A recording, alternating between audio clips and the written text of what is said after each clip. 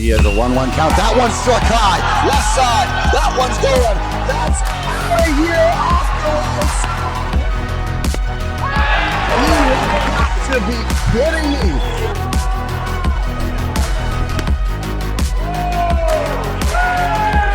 Fireworks. Here you go.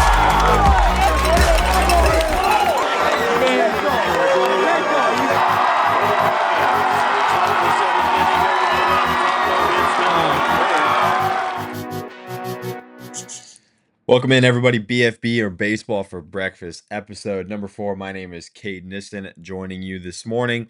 I want to appreciate you guys for tuning into these. Our views have gone up the last 3 times. Obviously, this is just our 4th episode of our daily show, but I appreciate you guys for gravitating towards it. Drop a like, drop a comment, whatever it may be. Appreciate you guys for tuning in. A little bit of a lighter day across Iowa high school baseball, I'd say, on a Wednesday. Some rain, some rainouts and whatnot, but for the most part, we got a lot of our games in. Still plenty to talk about, so let's do just that. Hopping on over to Class 4A. Cedar Rapids Kennedy picking up another win. They moved to 4-0, and the big story here: Grant Mather, home run king out the gates early in the state of Iowa. He's got 4 of them through 4 games. He had another one last night. Kennedy, in fact, hit 4 home runs last night as a team. Owen Anderson, Grant Mather, Nolan Graw, and Ty Donnells all went yard for the Cougars as they move to 4-0, and their offense is proving to be as potent as we thought. The number 2 ranked preseason offense in Class 4A, according to Andrew, if you didn't watch that video. Probably the biggest game, I'd say, in Class 4A last night, though, Ottumwa and Indianola. Tucker Long throws for the Bulldogs. Obviously, usually good things for Ottumwa when that happens. He goes 7 innings, punches out 15, allows 1 earned on 2 hits and 2 walks, but gets the no decision, as Indianola would end up tying it in the bottom half of the 7th and then winning it in the bottom half of the 8th. So really good game, it seems like, that was being played in Indianola as the Indians moved to 1-0. Ottumwa moves to 1-2 after a split with Valley. George Blake and Luke Rockwell, looks like those guys threw for Indianola, but I don't see their stats, so it's just blank. But nevertheless, still, that was probably the biggest game of the night across the 4A slate right there. A pretty significant doubleheader here, though, as Hawkeyes and Ames both split. And for Ames, I mean, their pitching has impressed me so far. First off against Johnston, and now obviously against Hawkeyes, holding them pretty in check. Sullivan Enfield, 7 innings, 5 hits, 1 earned, 5 Ks for the little Cyclone in game 1. And in game 2, I've got the stat line in my Instagram DMs. Hold on. Let's see. I had a message to me. I believe it was Braden Billings pitched 6 2/3 innings with 11 Ks as Hawkeyes won the second game 3-2. So again, that doubleheader 2-1 and then 3-2. So 2 really good games there. Another pretty good doubleheader, Pleasant Valley and Ankeny. Pleasant Valley should have their ranking by them. I don't know why I forgot to put that in there. Won the first game 5-0. There's no stats in bound as of right now, so I can't tell you anything about it. And then the second game, Ankeny, really, really big comeback for the Hawks. Down 7-2 going into the 7th. Ankeny puts up 5 to tie it, and then they end up winning it in 8 innings.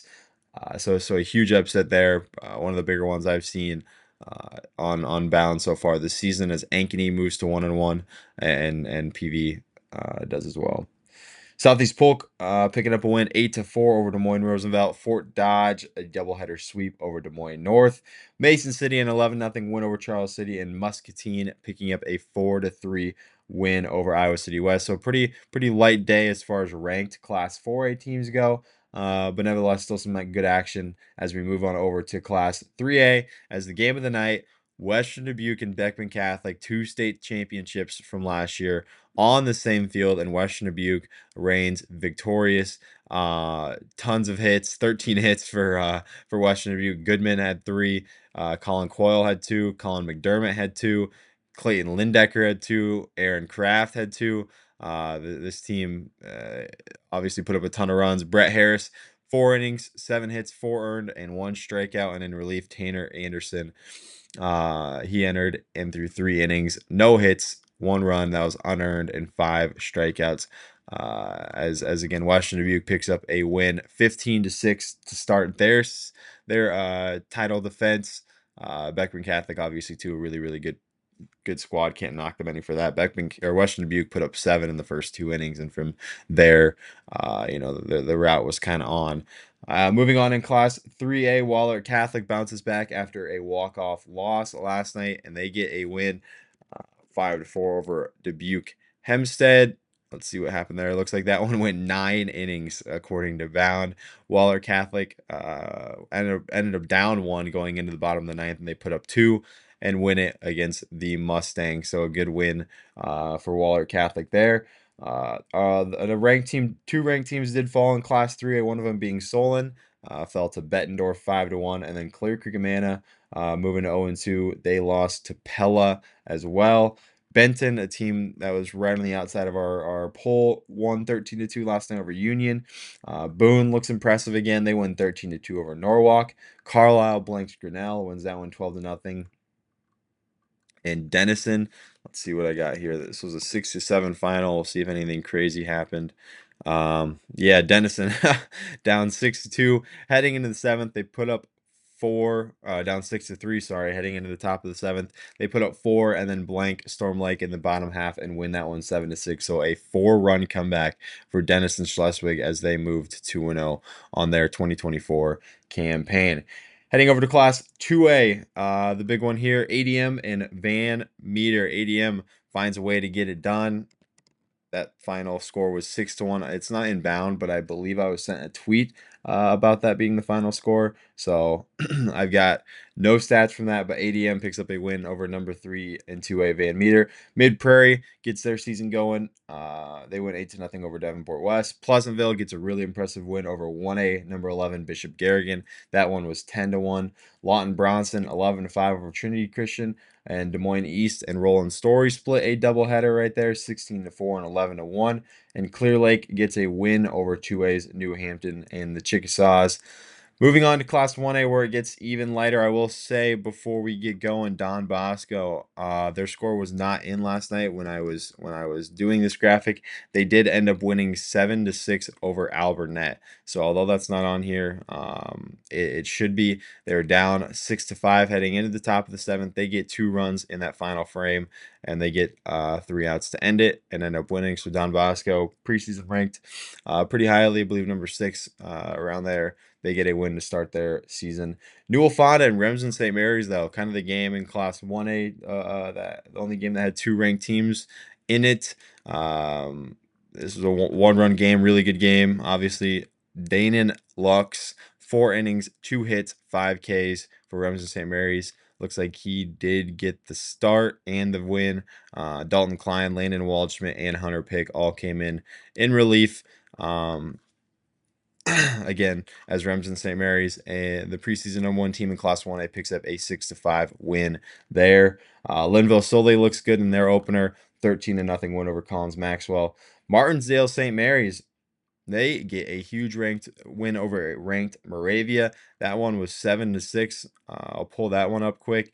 Looks like this one went 8 innings as well. Martinsdale St. Mary wins it in walk-off fashion. Let's see what we got here. Looks like Bound saying just 3 hits for Martinsdale St. Mary's as they win 7-6. So yeah, man, there's been some weird box scores lately. Regina did indeed have 4 hits in their win the other night. As Gladbrook Rhinebeck, moving on to our final game we got here. Gladbrook Rhinebeck suffers a loss to North Tama. That's another ranked foe, losing pretty early. It was Tyler Palpica, 6 innings, 6 hits, 5 Ks. He gave up no earned runs for North Tama as he gets the win there.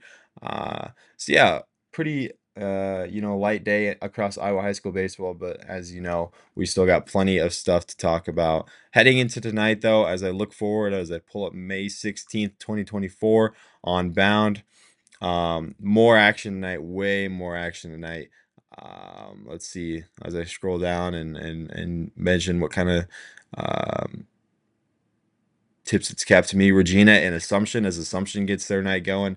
Indianola and Johnston, obviously, 2 ranked teams in Class 4A there. Let's see, we got Ankeny Centennial getting their season started against Gilbert. Ankeny and Bettendorf should be a good one, but that's not where I'm going to find myself. I will indeed find myself in Sadell High School, where they take on ADM. Excited to see Hicks throw, I believe, for Sadell. I believe he's eligible and set to go. ADM, a team in Class 3, I'm always excited to go check out from the Raccoon River, coming off a big win against Van Meter. So catch me there. That's a JV varsity doubleheader, so I don't have to be there until 7:30, which is nice after covering a few doubleheaders. And speaking of that too, Johnston and Ames extended highlights will be on YouTube today. About 20 minutes worth of highlights, just a fun way to recap those games. If you weren't there, you can rewatch it. If you were there, you can rewatch it. You can clip your clips of your players, parents, whatever.